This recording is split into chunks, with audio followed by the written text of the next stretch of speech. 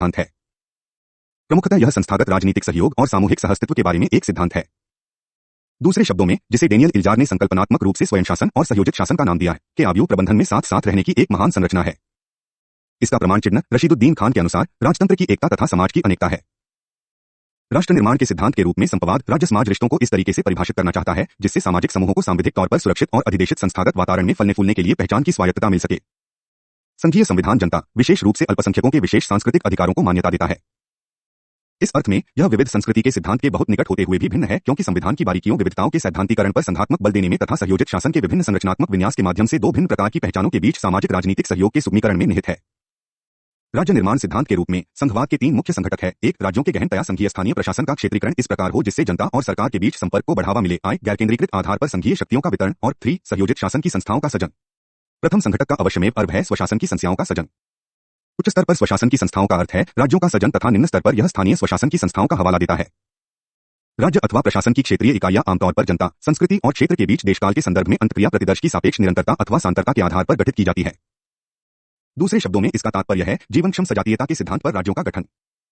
राज्य व्यवस्था में अनेक उपराज्य प्रबंधन शामिल हो सकते हैं, जैसे भूप्रजातीय दायरों में रहने वाले लोगों की विशिष्ट सांस्कृतिक और प्रशासनिक अपेक्षाओं को पूरा करने के लिए क्षेत्रीय परिषदें अथवा जिला परिषदें। द्वितीय संघटक एक सापेक्षतः स्वायत्तता आधार पर संपीय शक्तियों और कार्यों के बंटवारे का हवाला देता है। वहां प्रत्येक इकाई के पास आवंटित क्षेत्र, अपने कार्यों को दक्षतापूर्वक और प्रभावी ढंग से पूरा करने के लिए पर्याप्त विधायी सक्षमता, कार्यकारी प्राधिकार और वित्तीय संसाधन होते हैं। हाल के वर्षों में क्षमता विभाजन और वितरण की धारणा अस्तित्व में आई है। सामर्थ्य अपवाबामता संघीय क्षेत्रीय प्रशासन की विभिन्न इकाइयों के क्रियात्मक रूप से परिष्कृत तथा साविधिक रूप से संरक्षित होने की ओर इशारा करती है।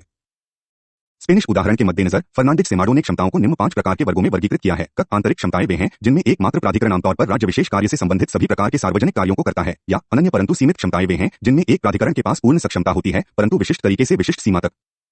इस प्रकार यह कार्य नहीं है अपितु ऐसा मामला है जो विखंडित है। सायोजित सक्षमताएं वे हैं जिनमें राज्य और स्वायत्त समुदाय परिषद दोनों एक ही मामले में एक ही जैसे कार्य के संपूरक अंगों को व्यावहारिक रूप देने के लिए हकदार है। यह ऐसा मामला है जिसमें उन मामलों की पुनरावृत्ति होती है जिनमें राज्य ने अपने लिए मौलिक कानून बनाया हुआ है और स्वायत्त समुदाय विधायी विकास में लगा हुआ है। पद साहवर्तन कॉन्करिंग क्षमताएं वे हैं जिनमें राज्य तथा स्वायत्त समुदाय की सक्षमताएं भिन्न होती हैं परंतु एक ही मौलिक उद्देश्य पर लागू होती हैं। अभिन्न क्षमताएं वे हैं जो बिना किसी विशिष्टता के राज्य और स्वायत्त समुदायों को दी गई हैं और उन्हें एक ही मामले का अलग अलग तरीके से निपटान करने के लिए सक्षम बनाती है। उपरोक्त से यह तथ्य प्रकट होता है कि क्षमताओं का वितरण क्षेत्रीय जमात और नीति निर्माण और उसके कार्यान्वयन के लिए अनन्य अथवा सहयोगी नियंत्रण हेतु विषय के सामुदायिक महत्व के आधार पर विषयों की पहचान और वितरण का बहुविध अभ्यास है। सहयोजित समताओं की रंगभूमि में किसी विषय पर नीति की विषय वस्तु का विभाजन और वितरण होता है। दूसरे शब्दों में इसका तात्पर्य विषय के क्षेत्रीय विभाजन से है। आवंटित क्षमता के दायरे में प्रत्येक इकाई निर्णय और कार्यान्वयन के लिए तकरीबन पूर्ण स्वायत्तता प्राप्त है। यहां इस तरह की चर्चा करना उपयुक्त रहेगा कि संपवाद वर्षानुवर्ष नीति विज्ञान के रूप में विकसित हुआ है, जहां अनुशासन का मूलभूत उद्देश्य अभिलक्षित उद्देश्यों और नीतियों की दक्षता और प्राप्ति के रूप में प्रतीत होता है। यह संघीय सिद्धांत से आगे का चरण है, वहां यह अपने निर्णायक संसाधन लोक प्रशासन और प्रबंधन केंद्र अनुशासनों से ग्रहण करता है। प्रशासन और शासन, संघवाद और संघीय व्यवस्था का अनुकमनात्मक सिद्धांत निम्न प्रबंधनों जैसे अकेंद्रीकरण, विकेंद्रीकरण और विकेंद्रण में किसी एक अथवा सबका संयुक्त रूप से अनुसरण कर सकता है। अकेंद्रीकरण क्षमताओं के परंपराओं से हटकर वितरण का हवाला देता है। विकेंद्रीकरण का अर्थ है क्षमता का एक संघीय संरचना से किसी अन्य अधीनस्थ अधिशासी प्राधिकरण और संरचनाओं को सशर्त परंपरात्मक में वितरण। और अकेंद्रण का अर्थ है आमतौर पर अधिशासी प्राधिकार और कार्यों का एक प्राधिकरण से दूसरे प्राधिकरण को भार का आंशिक निष्कासन। संघवाद का आवश्यक लक्षण है ऐसी संघीय राजनीतिक संस्कृति का सृजन जिसमें आपसी बातचीत के माध्यम से मतभेदों का पता लगाया जाए तथा सर्वनिष्ठ चिंता हो।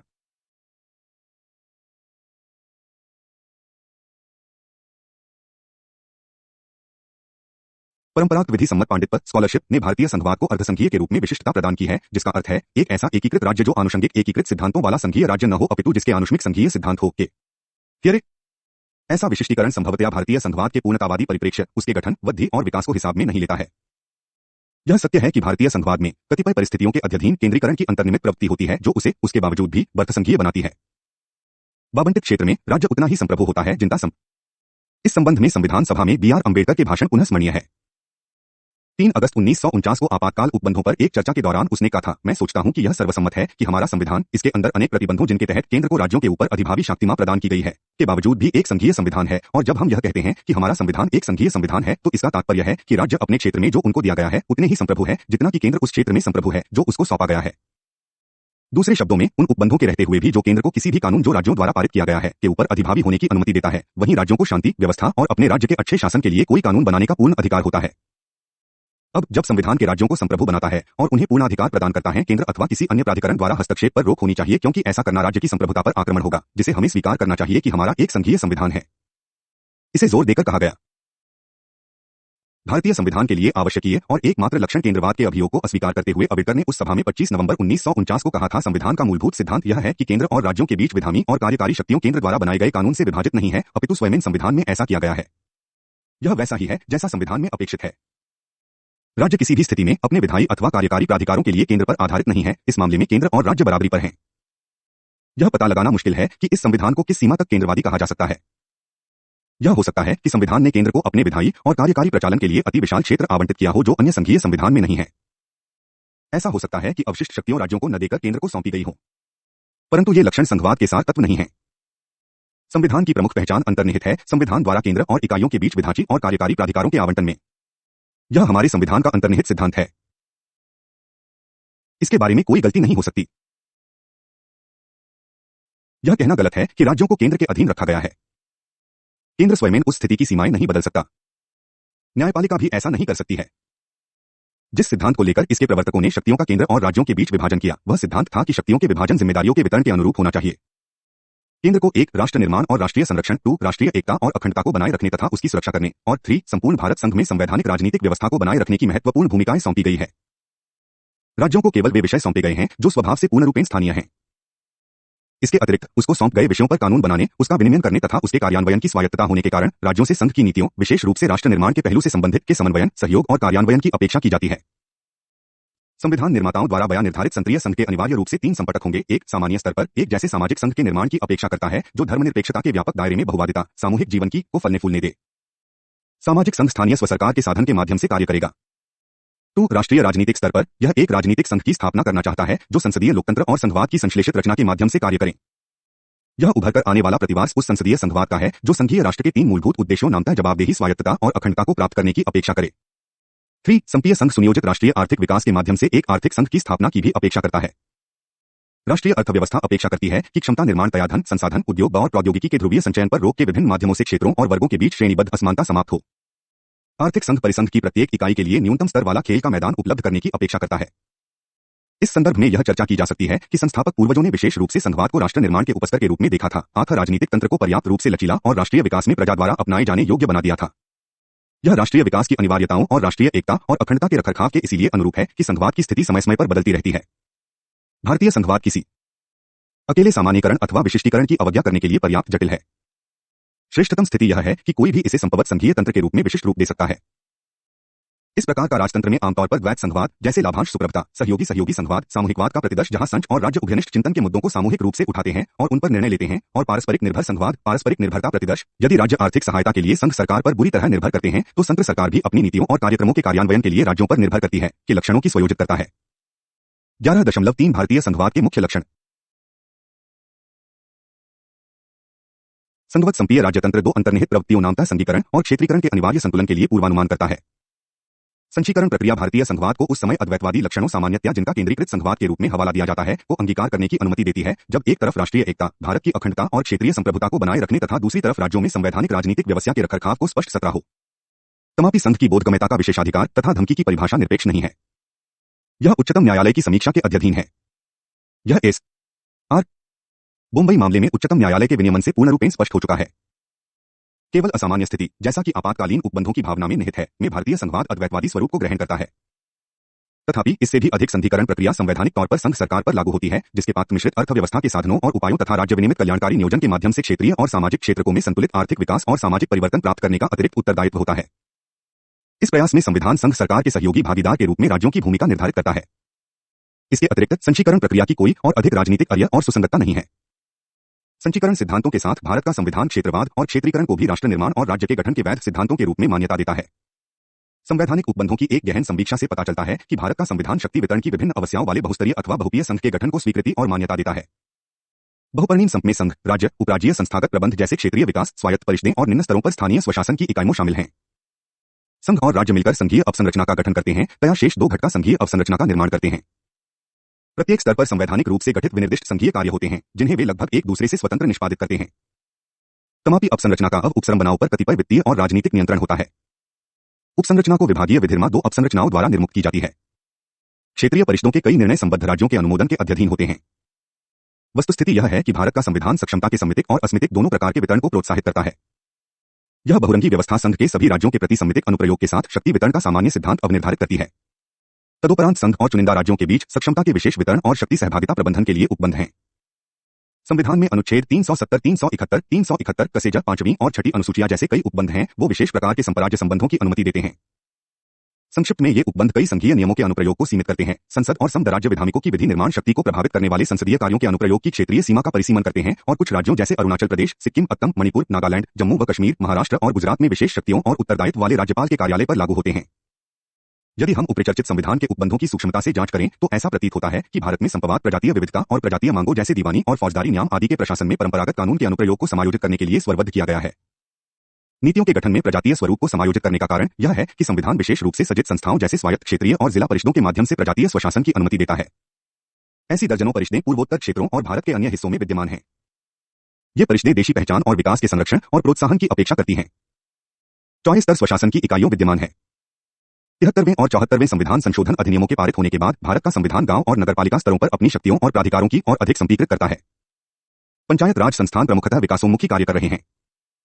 प्रत्यक्ष चुनाव से गठित पंचायतों और नगरपालिका निकायों से 1 सड़क परिवहन आदि जैसी विकास की अवसंरचना का निर्माण करने, 2 सामुदायिक परिसंपत्तियों का निर्माण और रखरखाव करने, 3 लघु सिंचाई के प्रबंधन और नियंत्रण तथा जल प्रबंधन, भूमि संरक्षण और भूमि सुधार के माध्यम से कृषि विकास को बढ़ावा देने, 4 सामाजिक व आरोपण, पशुपालन, दुग्ध और मुर्गी पालन उद्योग को बढ़ावा देने, बी ग्रामीण उद्योग के विकास को बढ़ावा देने और 6 स्थानीय स्तर पर शिक्षा और स्वास्थ्य के प्रबंधन और नियंत्रण की अपेक्षा की जाती है।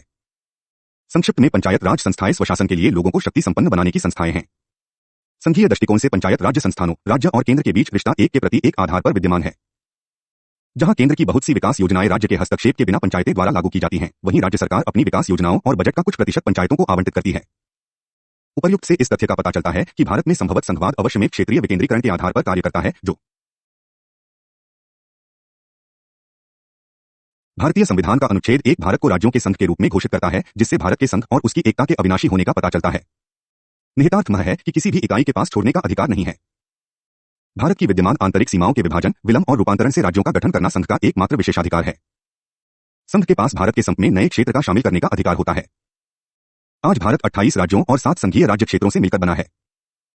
कुल मिलाकर भारत के संघ ने राज्य के गठन के 4 संस्थागत सिद्धांतों पर अपनी इकाइयों को मान्यता दी है। राज्य पुनर्गठन आयोग 1955 द्वारा यथावधारित सिद्धांतों में शामिल हैं: आय, भारत की एकता और सुरक्षा को संरक्षित और मजबूत करना, 1 भाषाई और सांस्कृतिक एकरूपता, 3 वित्तीय, आर्थिक और प्रशासनिक पहलुओं पर विचार करना और 4 राष्ट्रीय योजना का सफाल प्रधातन।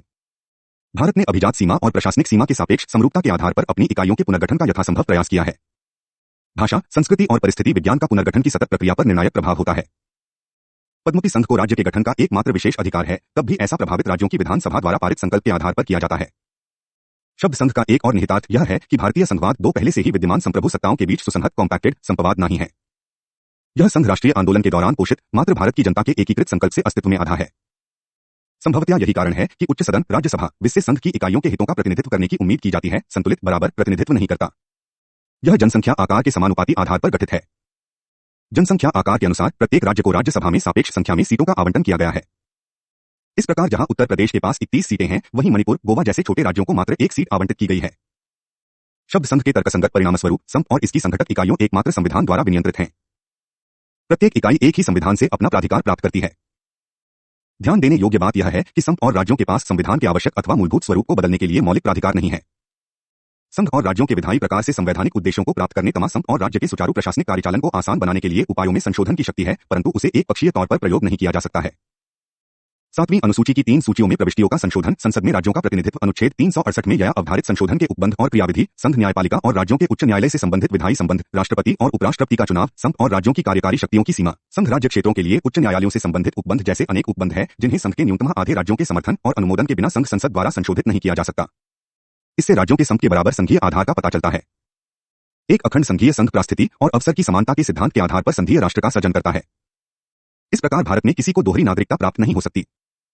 सांस्कृतिक रूप से भारत के लोग और विविध हो सकते हैं, परंतु राजनीतिक तौर पर वे एक राष्ट्र, एक सुसभ्य राजनीतिक राष्ट्र का निर्माण करते हैं। ऐसे राष्ट्र का एक सर्वनिष्ठ बसिल भारतीय प्रशासनिक और न्यायमुक्त फ्रेमवर्क होता है। इसका अर्थ यह नहीं है कि संघटक इकाइयों का अपना निजी प्रशासनिक तंत्र नहीं हो सकता।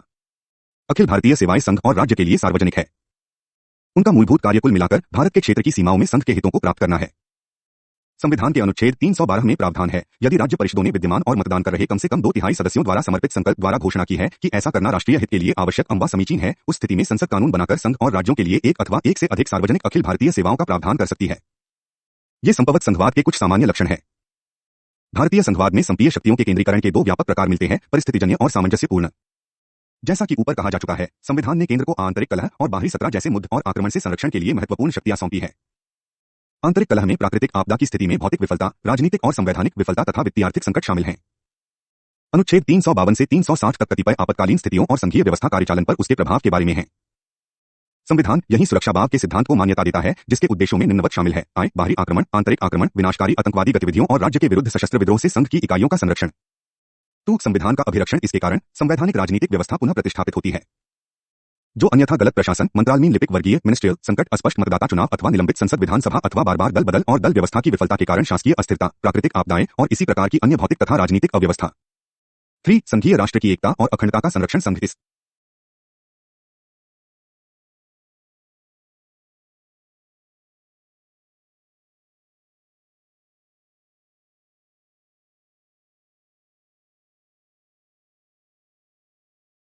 संघीय राष्ट्र की एकता और अखंडता का संरक्षण। संघ इस स्थिति में राज्य सरकार की शक्तियों को स्वयं ग्रहण कर सकता है, जब कोई विशेष राज्य सरकार स्वयं भारत की क्षेत्रीय अखंडता के विरुद्ध जाती है अथवा राज्य में संवैधानिक प्रक्रिया समाप्त हो सकती है।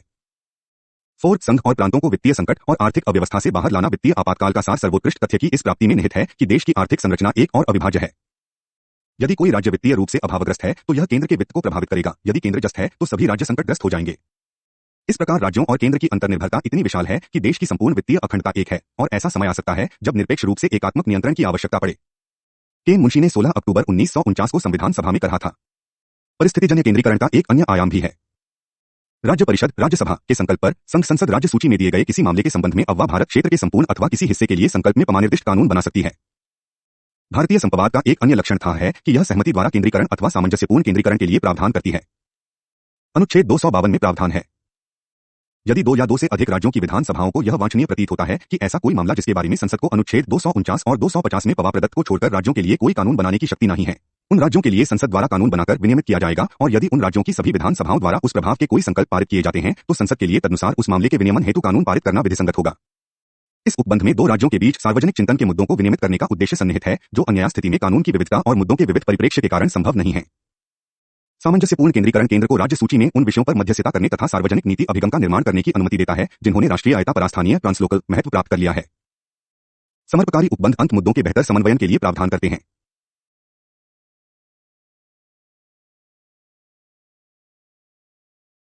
11.5 अंतर्राज्यीय समन्वयन।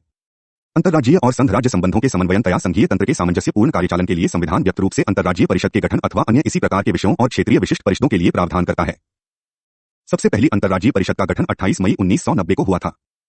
प्रमुखतः एक संस्तुतिकारी निकाय होने के नाते परिषद से निम्न कर्तव्यों को पूरा करने की अपेक्षा की जाती है: उन विषयों की तलाश करना और उन पर चर्चा करना जिनमें कुछ अथवा सभी राज्य अथवा संघ और एक या एक से अधिक राज्यों का सार्वजनीन हित हो, जैसा उसके समक्ष प्रस्तुत किया किसी विषय पर संस्तुति करना और विशेषकर उस विषय के संबंध में नीति और कार्रवाई के बेहतर समाधान के लिए संस्तुति करना, और राज्यों के लिए सामान्य हित के उन मामलों पर विचार विमर्श करना जिन्हें अध्यक्ष द्वारा परिषद को भेजा गया हो। इस संदर्भ में इस तथ्य की पुनरावृत्ति कंचनीय है कि संप्रवाद से संबंधित सांविधिक उपबंध दोहरे संचकार के अन्य लक्षणों से बचते हैं। भारतीय संघवाद की मूलभूत लौकिक नीतियों का समन्वयन किया जाता है, और जहां संघ की सफलता के लिए केंद्र और राज्य बराबर के भागीदार है, वहां संघ के कार्यों में सहयोग किया जाता है। अधिकांशतः संघीय शक्तियों के केंद्रीकरण और राज्यों की स्वायत्तता पर प्रबंध के लिए केंद्र की अधिभाम्यता भी परिस्थितिजन्य है। केंद्र उन शक्तियों का स्वेच्छा से प्रयोग नहीं कर सकता है। पर्याप्त रूप से संसदीय जवाबदेही, संवीक्षा, अनुमोदन तथा कानून की उचित प्रक्रिया के अध्ययन है। 11.6 सामर्थ्य का वितरण।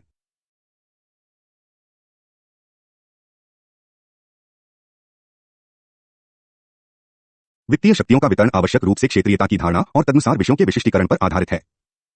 इस प्रकार स्थानीय हितों के मुद्दों और वे विषय जिनका सीमाओं के पास निहितार्थ नहीं है, राज्य सूची में एक साथ रखे गए हैं। सूची में 62 मुद्दे अथवा प्रविष्टियों है जिन पर राज्य सरकार को कानून बनाने और उसे अमल में लाने की अनन्य सामर्थ्य होती है।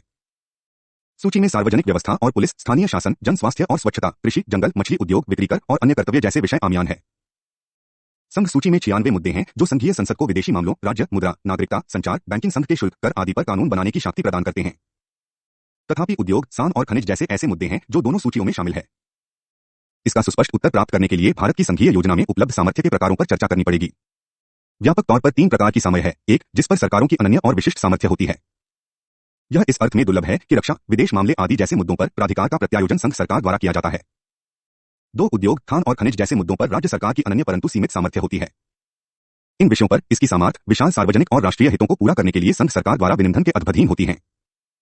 अंततः कुछ संवर्ती अधिकार क्षेत्र तीन सूची के मुद्दे हैं जिन पर संघ की प्रत्येक इकाई की अनन्य परंतु संवर्ती सामर्थ्य होती है। विवाद की स्थिति में आमतौर पर संघ का कानून राज्यों के कानूनों पर लागू होता है। गैर संगठित मद के मामलों में संघ सरकार को कानून बनाने की अवशिष्ट शक्तियां प्रदान की गई हैं। वहीं तक कार्यकारी प्राधिकार के वितरण का संबंध है, यह आमतौर पर विधायी शक्तियों के वितरण की योजना का अनुसरण करता है। दूसरे शब्दों में संघ और राज्य सरकारों की कार्यकारी शक्तियां अपनी संबद्ध विधायी सामर्थ्य के साथ सहविस्त हैं। राज्य सरकार के मामले में विधायी क्षेत्र के ऊपर इसकी कार्यकारी प्राधिकार क्षेत्रीय गठबंधन के सिद्धांत तक गुणात्मक प्रतिबंध के अध्ययन है। तथापि जैसा कि D0 वसु टिप्पणी करते हैं, जहां कोई नयापन लागू किया गया है वह संवर्ती क्षेत्र में आएगा। जहां संवर्ती विधायी सूची अर्थात सूची 3 में शामिल मामलों का संबंध है, कार्यकारी क्रियाकलाप सामान्यतः राज्य के पास रहेंगे, परंतु वे संविधान के उपबंधों अथवा संसद द्वारा बनाए गए किसी कानून के अधीन होंगे जो व्यक्त रूप से ऐसे कार्य संघ को सौंपता है। इस प्रकार भूमि अधिग्रहण अधिनियम 1894 और औद्योगिक विवाद अधिनियम 1947 अनुच्छेद 73 का उपंतुक के अधीन केंद्र ने इन दो अधिनियमों से संबंधित सभी कार्यकारी क्रियाकलाप स्वयं को सौंपे हुए हैं। तथापि संघ की कुछ अनन्य कार्यकारी शक्तियां महत्वपूर्ण है जिनकी राज्यों द्वारा अवहेलना अथवा अमान्यता स्थिति में राजनीतिक कार्रवाई की जाएगी, क्योंकि यह संविधान का उल्लंघन है। इसमें संघ की वे शक्तियां शामिल हैं जो राज्य सरकारों को दिशा निर्देश देती हैं, संघीय कानून का उचित अनुपालन सुनिश्चित करती है, राज्य की कार्यकारी शक्तियों का प्रयोग इस तरह सुनिश्चित करती है जिससे संघ की कार्यकारी शक्तियों में हस्तक्षेप न हो, राज्य द्वारा राष्ट्रीय अथवा सैनिक महत्व के संचार साधनों का निर्माण और रखरखाव सुनिश्चित करती है, राज्य के भीतर रेलवे की सुरक्षा सुनिश्चित करती है, राज्यों में अनुसूचित जनजातियों के कल्याण के लिए आवश्यक निर्देशों में विनिर्दिष्ट योजनाओं को तैयार करना और उनका कार्यान्वयन सुनिश्चित करती है, प्राथमिक चरण पर मातृभाषा में अनुदेश देने के लिए राज्य द्वारा पर्याप्त उपबंध सुनिश्चित करती है, और सबसे ऊपर यह सुनिश्चित करती है कि राज्य सरकार संविधान के उपबंधों के अनुसार कार्य कर रही है। किसी प्रकार के आपातकाल के दौरान भी संघ सरकार उस तरीके से निर्देश जारी करने की अपनी शक्ति के माध्यम से विनियमन कर सकती है जिस तरीके से राज्य की कार्यकारी शक्ति का प्रयोग होता है। दूसरे शब्दों में राज्य को भारत के संघीय संविधान के अंतर्गत कतिपय अनिवार्य कर्तव्य सौंपे गए हैं। केंद्र राज्य प्रशासनिक रिश्ते नीति और नियोजन में विभाजन किसी विक्रय वस्तु के ऊपर निर्णयों के नियंत्रण और कार्यान्वयन का क्षेत्रीय विभाजन, समन्वयन और सहयोग के सिद्धांत पर आधारित है। कई क्षेत्रों में यद्यपि केंद्र के पास अनन्य विधायी सामर्थ्य होती है, तथापि यह स्वतंत्र निर्णय लेने के लिए आनुषंगिक विधायी और कार्यकारी सामर्थ्य राज्यों को प्रत्यायोजित करती है। केंद्र प्रत्यक्षतः रक्षा, विदेशी कार्य जिनमें पासपोर्ट भी शामिल हैं, संचार, डाक व डाकतार, दूरभाष, संघ सूची कर और औद्योगिक विनियमन के मामलों पर प्रशासन करता है। संघ सूचियों में शेष मामलों पर सांविधिक अथवा कार्यकारी प्रत्यायोजन के तहत प्रशासनिक कार्य राज्यों द्वारा किए जाते हैं। भारतीय संविधान पर एक भाष्य में सही इंगित किया गया है कि अधीनस्थीकरण का कोई पटक प्रतीत नहीं होता है, तथापि समय समय पर सहयोग अनिवार्य किया गया है। संविधान संघराज्य प्रशासनिक संबंधों के आवश्यक सभाओं के बारे में बताता है तथा उनके बीच पदहक्कीकरण की कोई दीवार सड़ी नहीं करता है। उत्तरदायित्वों के आवंटन का भी कोई कठोर प्रतिदर्श नहीं है। संघीय संसद संघ सूची मामलों से संबंधित कानून के अधीन शक्तियों प्रदान कर सकती है और शुल्क लगा सकती है। राष्ट्रपति ऐसे किसी मामले के संबंध में जिसे संघ की कार्यकारी शक्ति प्रदान करते हैं, राज्य सरकारों को कार्य सौंप सकता है। राज्य अधिशासी कार्य किसी बात के होते हुए भी सशर्त एवं बिना किसी शर्त के केंद्र सरकार को सौंपे जा सकते हैं। व्यावहारिक रूप में राज्य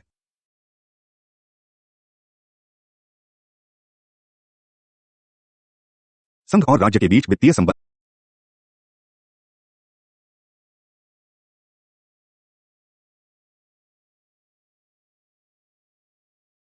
संघ और राज्य के बीच वित्तीय संबंध संसाधनों की सहभागिता और न्याय संगत वितरण पर आधारित है।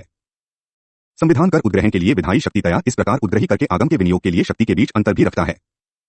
केंद्र और राज्यों को करों के अधिरोपण और उद्ग्रहण के लिए कतिपय मुद्दे सौंपे हुए हैं। संघवाद की इकाइयों में किसी को भी करों के अधिरोपण और ऋण के रूप में वित्तीय सहायता प्रदान करने के लिए भी उपबंध किए गए हैं। सहायता अनुदान की राशि संसद द्वारा निश्चित की जाती है। किसी राज्य द्वारा अपने राज्य में अनुसूचित जनजातियों के कल्याण को बढ़ावा देने के प्रयोजनार्थ केंद्र के पूर्व अनुमोदन से आरंभ की गई विकास परियोजना अथवा अनुसूचित क्षेत्रों के प्रशासन के स्तर को उठाने के लिए केंद्र द्वारा सहायता अनुदान के रूप में कौन दिया जाता है, जो भारत की समेकित निधि पर प्रभावित होता है। वित्तीय सामर्थ्य के आवंटन में प्रत्येक इकाई को अनन्य करों की स्वीकृति दी गई है। संघ को अनन्य करों की सूची में सीमा शुल्क, निगम कर, व्यष्टियों तथा कंपनियों की परिसंपत्तियों के पूंजी मूल्य पर कर, आयकर पर अधिकार आदि शामिल है। इसी प्रकार राज्यों को अनन्य करों में भूमि राजस्व, स्टाम्प शुल्क, उत्तराधिकार और संपदा शुल्क, कृषि भूमि पर आप पर बिक्री कर, पाह अब मूल्य संवर्धित कर की नई प्रणाली द्वारा अनुकूलित किया जा रहा है, आदि शामिल है। इस तथ्य के बावजूद कि राज्य द्वारा विभिन्न कर संसाधनों से प्राप्त राजस्व की मात्रा उसके बजट और योजना प्रस्तावों को पूरा करने के लिए काफी पर्याप्त सिद्ध नहीं हो सकती है, संविधान में संघ द्वारा अर्जित करों के श्रागम के विभाजन का प्रावधान है। संग्रहण, विनियोजन और विभाजन का तरीका एक मामले से दूसरे मामले में बदल सकते हैं। इस प्रकार जबकि कुछ शुल्क जैसे स्वास्थ्य शुल्क तथा चिकित्सीय तथा प्रसाधन सामग्री पर उत्पाद शुल्क यद्यपि संघ सूची में है, संघ द्वारा उद्ग्रही किए जाते हैं, परंतु राज्यों द्वारा संग्रही एवं विनियोजित होते हैं। अनुच्छेद 268।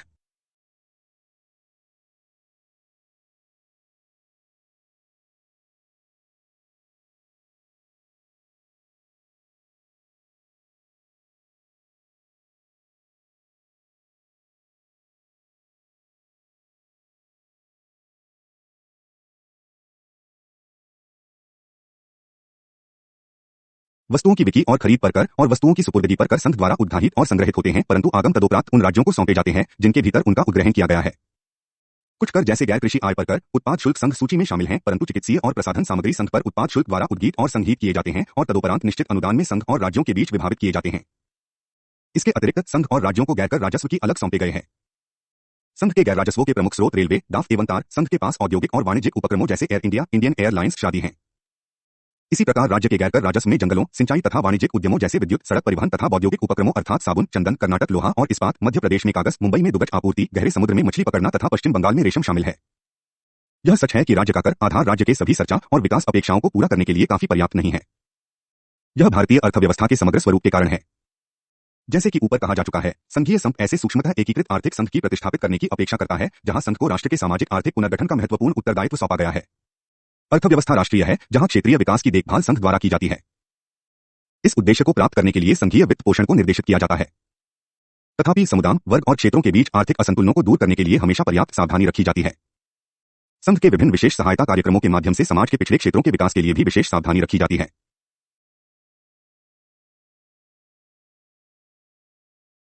11.7 संघीय तंत्र की कार्यप्रणाली। संविधान के कार्यान्वयन के प्रथम 4 दशकों के दौरान भारत में संघवाद ने प्रबल केंद्रीकृत प्रवृत्ति का प्रदर्शन किया, जिसमें संघ सरकार ने अपनी संवैधानिक सामर्थ्य से अधिक शक्तियों का संचयन किया। यह सत्य है कि संविधान संघ में संघीय शक्तियों के परिस्थितिजन्य केंद्रीकरण की अनुमति देता है, परंतु यह कभी भी सामान्य स्थिति में भी राज्यों की संतरीय स्वायत्तता और शक्तियों का निलंबन नहीं करता है। केंद्र ने किस प्रकार राज्यों की स्वायत्तता में हस्तक्षेप किया है? संघ सरकार ने अतिक्रमण के कई तरीके अपनाए। सर्वाधिक इसकी यह परिभाषित करने की शक्ति है कि क्या राष्ट्रीय है और क्या लोकहित है। इस विशेषाधिकार को अक्सर विधायी सामर्थ्य की वृद्धि के लिए तथा राज्य सूचियों के मामलों में राज्य की विधायी शक्तियों के अतिक्रमण के लिए प्रयुक्त किया है। 7वीं सूची केवल मुख्य विषयों की प्रविष्टि करती है। वर्षों से केंद्र ने मुख्य विषयों को प्रभावी करने एवं व्यापक लोकहित में विशेष मुद्दे पर राष्ट्रीय एकरूपता प्राप्त करने के लिए आनुषंगिक मामलों विषयों पर कानून बनाने की परंपरा विकसित की है। परिणामस्वरूप केंद्र ने उन विषयों पर भी अधिक्षेपण किया है जो मूलतः राज्यों को सौंपे गए थे। उदाहरण के लिए संघ सूची की प्रविष्टि 52 उद्योग और 54 खान और सानिजों के विकास का विनियमन के कारण संसद द्वारा पारित अधिनियम विशिष्ट उदाहरण हैं। प्रविष्टि 52 के तहत संसद ने उद्योग विकास और विनियमन अधिनियम 1951 को पारित किया है। परिणामस्वरूप संघ अधिनियम की अनुसूची में उल्लिखित उद्योगों की विशाल संस्था पर जब नियंत्रण रखता है। इसका संवैधानिक प्रभाव यह है कि इस अधिनियम के कारण संघ द्वारा रखे गए नियंत्रण की सीमा तक राज्य सूची की प्रविष्टि 24 के अंतर्गत उद्योग विषय के संबंध में राज्य विधायकों की शक्ति कम हुई है। इस अधिनियम से कृषि उत्पादों जैसे चाय, कॉफी आदि को केंद्रीय विनियमन के तहत लाया गया है। इसी प्रकार संसद ने संघ सूची की प्रविष्टि 54 के अधीन लोकहित की अपेक्षित उद्घोषणा करके सान और खनिज विकास एवं विनियमन अधिनियम 1957 को अधिनियमित किया है। इसका विधिक प्रभाव यह है कि इस अधिनियम द्वारा लागू सीमा तक राज्य सूची की प्रविष्टि 23 सान और खनिज विकास अधिनियम के अधीन राज्य विधायिकाओं की विधायी शक्तियां बेदखल हो गई हैं। केंद्र राज्य संबंधों के ऊपर सरकार या शायोग की टिप्पणी है। परिणामस्वरूप लगभग 93% संगठित उद्योग प्रत्यक्ष रूप से संघ के नियंत्रण में आ गए हैं। संविधान की 7वीं अनुसूची के अंतर्गत संघ सरकार ने विलोपन, संवर्धन और अंतरण के द्वारा विभिन्न संशोधन अधिनियमों के माध्यम से केंद्र और राज्य के बीच साम के वितरण में परिवर्तन किए हैं। इस प्रकार 82वें संशोधन अधिनियम ने राज्य सूची की प्रविष्टि 2 शिक्षा, 19 जंगल, 20 वन्य जीवन का संरक्षण, 29 वजन और मापन तथा 7वें संशोधन अधिनियम ने प्रविष्टि 36 संपत्ति का अधिग्रहण अथवा अधियाचन को हटा दिया है। परिणामतः राज्य सूची में मूलतः जोड़े गए 66 विषयों के स्थान पर अब मात्र 61 विषय हैं। दूसरी तरफ 42वें संशोधन अधिनियम ने अंतरण के माध्यम से संवर्ती सूची में 4 विषय जोड़े हैं। इनमें 11 का न्याय का प्रबंधन, 17 का जंगल, 17 सब जंगली पशुओं और पक्षियों का संरक्षण, 20 का जनसंख्या नियंत्रण और परिवार नियोजन तथा 33 वजन और मापन शामिल हैं। इसके अतिरिक्त प्रविष्टि 25 शिक्षा और 33 व्यापार और वाणिज्य में महत्वपूर्ण प्रतिस्थापन किए गए। परिणामस्वरूप संवर्ती सूची में हमारे पास 51 प्रविष्टियां हैं। संघ द्वारा इस शक्ति के प्रयोग में नियम और समागम द्वारा अधिकतम वस्तुपरता और पारदर्शिता सुनिश्चित करना और 2 उन अवधारित आधारों को संहिताबद्ध करना जो इस अनुच्छेद पर लागू हो सकते हैं। इसके प्रतिबंधित प्रयोग को सुनिश्चित करने के लिए इस अनुच्छेद के अंतर्गत मौलिक उद्देश्य राज्य में संवैधानिक व्यवस्था कायम करना होना चाहिए। राज्यपाल द्वारा राज्य विधेयकों का आरक्षण, संघ और राज्य के बीच संसाधनों का वित्तीय आवंटन, राज्यपाल के प्रतिष्ठान का बढ़ता हुआ राजनीतिकरण और व्यक्तिपरता, संघ के दिशा निर्देश, अर्धसैनिक बलों का नियोजन आदि जैसे कई अन्य समालोचना योग्य क्षेत्र हैं जिन्होंने संघ राष्ट्र संबंधों के सहज कार्यचालन को प्रभावित किया है। इसका निवाल प्रभाव संघ में शक्तियों का अधिकेंद्रीकरण है। इस प्रकार जो अब अपेक्षित है वह है केंद्र की शक्तियां कम करना तथा उनका विकेंद्रण अथवा उनको राज्य को हस्तांतरित करना है और राज्यों से पंचायतों और नगरपालिका निकायों को अंतरित करना। वास्तव में संविधान की 3 अनुसूचियों 7, 11 और 12 के बीच सामर्थ्यों का पुनर्वितरण अपेक्षित है। संविधान की मौलिक योजना को बाधित किए बिना स्वायत्तता के सिद्धांत को वास्तविकता बनाने के लिए संचयी पुनर्गठन की आवश्यकता है।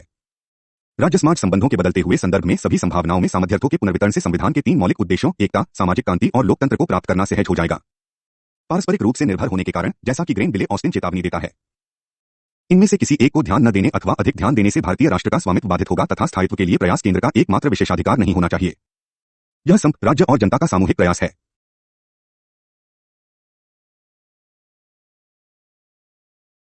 11.8 संघ द्वारा की गई विकेंद्रीकरण की पहल। आज के संदर्भ में सहकारिता आयोग की रिपोर्ट संघीय व्यवस्था के सफल प्रचालन हेतु लचीलापन मुहैया कराने के लिए औनिक प्रयास के रूप में मानी जाती है। आयोग ने कुल मिलाकर संभवत संघीय राजतंत्र का पता लगाया है जो भारत के संघीय राष्ट्र निर्माण के लिए उपयुक्त ही नहीं अपितु आवश्यक है। तथापि इसने संघ के कुछ कार्यों को राज्य को सौंपने की सिफारिश की तथा अनुच्छेद 356 आदि जैसे कुछ विवादास्पद संघीय उपबंधों के कार्यान्वयन में पारदर्शी क्रियाविधिक मानदंड विकसित करने की आवश्यकता को रेखांकित किया। इसने सहकारी सहचारी संघीय संस्कृति को विकसित करने की आवश्यकता पर भी जोर दिया, जिसमें संघ और राज्य दोनों एक अखंड संघीय के निर्माण में समान भागीदारों के रूप में कार्य करेंगे। कुल मिलकर आयोग ने 230 विशिष्ट सिफारिशें की। आगे प्रगति के तौर पर भारत सरकार ने 1990 में अंतर्राज्यीय परिषद का गठन किया। परिषद को सबसे पहले सहकारिता आयोग की रिपोर्ट की जांच करने और अंतर्राज्यीय संबंधों की संरचना और प्रक्रिया में संभव परिवर्तन पर सामंजस्य विकसित करने का कार्य सौंपा गया है। सहकारिता आयोग की 230 सिफारिशों जिन पर परिषद के निर्णय लिया में से 108 सिफारिशों पर अभी तक कार्यान्वयन हुआ है, 35 अस्वीकार कर दी गई है तथा 8 पर कार्यान्वयन होना है। अनुच्छेद 356 से संबंधित शेष 17 सिफारिशें राज्यों में अर्धसैनिक बातों का नियोजन, संघ के निर्देशों और संसद द्वारा अनुच्छेद 256 और 257 बनाए गए कानून का अनुपालन और उनके अनुपालन में विफलता के प्रभाव अथवा संघ सरकार द्वारा दिए गए निर्देशों को लागू करना आदि पर परिषद की उपसमिति द्वारा विचार किया गया है। संसद ने राज्यपाल की भूमिका से संबंधित 6 सिफारिशों तथा अखिल भारतीय सेवा पर 18 सिफारिशों को अस्वीकार कर दिया है। वित्तीय संबंधों पर 44 सिफारिशों में से परिषद ने 40 सिफारिशों स्वीकार की हैं तथा शेष 4 सिफारिशों को अस्वीकार कर दिया है। वैसी ही स्थिति विधेयकों के आरक्षण के साथ है। शीर्ष आर्थिक और सामाजिक नियोजन से संबंधित 33 सिफारिशों पर केंद्र और राज्य के बीच कोई असहमति प्रतीत नहीं होती है। राज्यपाल की भूमिका उद्योगों, खान और खनिजों आदि जैसे मुद्दों पर विचारों की विविधता अभी भी बनी हुई है। परिषद के कुछ एकमत निर्णयों में शामिल हैं: 1. कानून की अवशिष्ट शक्तियों संघ सूची प्रविष्टि 97 से संवर्ती सूची को अंतरित कर दी जाए। 2. समागम के मामले के रूप में संवर्ती सूची पर कानून बनाते समय केंद्र द्वारा राज्यों से सक्रिय परामर्श प्राप्त किया जाए। यह विशेष रूप से संवर्ती सूची में मामलों से संबंधित संघ द्वारा अधिनियमित कानूनों के कारण है, जिन्हें राज्य की मशीनरी के माध्यम से लागू किया जाता है और एकरूपता प्राप्त करने के लिए परामर्श आवश्यक है। 3. राज्यपाल की नियुक्ति और चयन के मामलों में केंद्र द्वारा राज्यों के साथ परामर्श अनिवार्य किया जाए। इसे लागू करने के लिए संविधान में उपयुक्त संशोधन किया जाए। राज्यपाल के कार्यालय की निष्पक्षता और उदासीनता सुनिश्चित करने के लिए इस तरह नियुक्त व्यक्ति सक्रिय राजनीति से न जुड़ा हो। अल्पसंख्यक समुदायों से जुड़े व्यक्तियों के बारे में राज्यपाल के पदों पर नियुक्त करने के लिए भी विचार किया जाए। राज्यपाल को समागम के तौर पर कार्यालय छोड़ने के बाद सक्रिय विभाजन राजनीति में वापस नहीं आना चाहिए, भले ही वह द्वितीय अवधि के लिए अथवा भारत के राष्ट्रपति अथवा उपराष्ट्रपति के कार्यालय के लिए पात्र हो। स्वतंत्र और निष्पक्ष तरीके से राज्यपाल के कार्यों को सुनिश्चित करने के लिए यह आवश्यकता है। इसके अतिरिक्त कुछ राज्यों में राज्यपाल को प्रदत्त विशेष शक्तियों उसके विवेकानुरूप प्रयोग किया जाना चाहिए।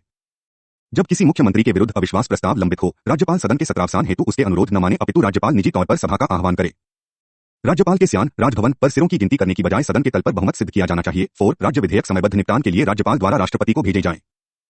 राज्य विधेयक आमतौर पर राष्ट्रपति के विचारणीय नहीं होते। बातें कि संवैधानिक विशिष्टीकरण अथवा इस प्रयोजनार्थ सरकारिया आयोग ने अपनी रिपोर्ट में कोई हवाला न दिया हो। 2. केंद्रीय करों में राज्य के अंश के अंतरण तथा संघ सूची से संवर्ती सूची को अंतरण के लिए वैकल्पिक योजना का अनुमोदन। 6. अनुच्छेद 356 में संशोधन संवैधानिक मशीनरी की विफलता के आधार पर राज्य में आपातकाल की उद्घोषणा, जिससे ऐसा ठोस आधार बने जिसके कारण इस उपबंध की उद्घोषणा की जा सके। 7. राज्य सरकारों को वन्य भूमि को विकास हेतु दिख परिवर्तन के लिए मस्तियों का प्रत्यायोजन। 8. सान और खनिजों विनियमन और विकास अधिनियम के अंतर्गत 4 साल के बनाए प्रत्येक 2 साल में रॉयल्टी दरों का संशोधन। 9. राज्यों में विधायी परिषद के सृजन अथवा उन्मूलन पर समान नीति का सूत्रीकरण। किस स्मायी केंद्रीय उपक्रमों के वाणिज्यिक प्रचालन पर राज्यों के स्थानीय निकायों द्वारा अधिरोपित करों पर व्यापक केंद्रीय कानून का सूत्रीकरण आदि। इसके लिए संविधान के व्यापक संशोधन की आवश्यकता नहीं है। 11.9 अंतिम टिप्पणी। वर्षों से भारतीय संघवाद ने सोत्रीय राज्य गठन के विभिन्न दबावों को संरचनात्मक और राजनीतिक रूप से अपनाने और समायोजित करने के लिए पर्याप्त लचीलापन दर्शाया है। इसने प्रांतीयता के लिए पहचान से जुड़ी विभिन्न मांगों को समायोजित किया है। इसने, जैसा कि ऊपर वर्णन किया जा चुका है, सामाजिक स्वायत्तता के संस्थाकरण को भी वरीयता दी है, जैसा भारत के पूर्वोत्तर क्षेत्रों में प्रतिबिंबित हुआ है। वस्तुस्थिति यह है कि भारत में संघवाद जनता की शक्ति संपन्नता के अवतार के रूप में सार्वजनिक रूप से दृढ़ है और उस सीमा तक संघीय लोकतंत्र सफलतापूर्वक कार्यकर्ता प्रतीत होता है।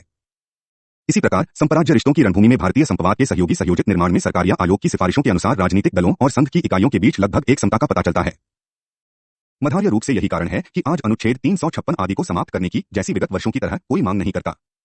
गठबंधन शासन के वर्तमान युग में राष्ट्रीय नीति निर्माण प्रक्रिया में क्षेत्रीय दलों की बढ़ती हुई प्रमुखता भारतीय संघवाद की बढ़ती हुई शक्ति की प्रतीक है। एक अन्य ध्यान देने योग्य विकास जिसका कोई भी प्रमाण देता है राज्यों के बीच स्पर्धात्मक संघवाद का बढ़ना है। भारत की विद्यमान उदारीकृत बाजार व्यवस्था में केंद्र स्वयं सामाजिक आर्थिक विकास के कई निर्णायक क्षेत्रों से वापस हो रहा है। राज्य को विदेशी प्रत्यक्ष निवेश पर बातचीत के लिए वस्तुतः केंद्र द्वारा बनाए गए नियम और विनियमन के अंतर्गत अनुमति दी गई है। इसका यह अर्थ नहीं है कि राज्यों को संधि करने की शक्ति दी गई है। प्रतिस्पर्धात्मक संघवाद का दूसरा आयाम भी है। आंध्र प्रदेश, कर्नाटक आदि जैसे विकसित अयता विकासशील और निष्यादक राज्य केंद्र द्वारा किए जा रहे वित्तीय आवंटन में और अधिक हिस्से की मांग कर रहे हैं। उनका तर्क है कि केंद्रीय आवंटन राज्य के निष्पादन स्तर से जोड़ा जाना चाहिए। इस प्रकार सेल क्षेत्र के न्यूनतम स्तर में ढील दी जानी चाहिए। कुछ भी हो, इससे बिहार, उत्तर प्रदेश आदि जैसे अविकसित राज्यों पर प्रतिकूल प्रभाव पड़ सकता है। हमें यह कभी नहीं भूलना चाहिए कि एक आर्थिक संघ का मौलिक उद्देश्य वृद्धि और विकास के संदर्भ में न्यूनतम क्षेत्रीय संतुलन को बनाए रखना है। यहां केंद्र की भूमिका निर्णयात्मक संघीय महत्व प्राप्त करती है। राष्ट्र निर्माण के उपाय के रूप में भारत में संघवाद एक संघीय राष्ट्र और एक संघीय संघ निर्माण में व्यापक रूप से सफल हुआ है।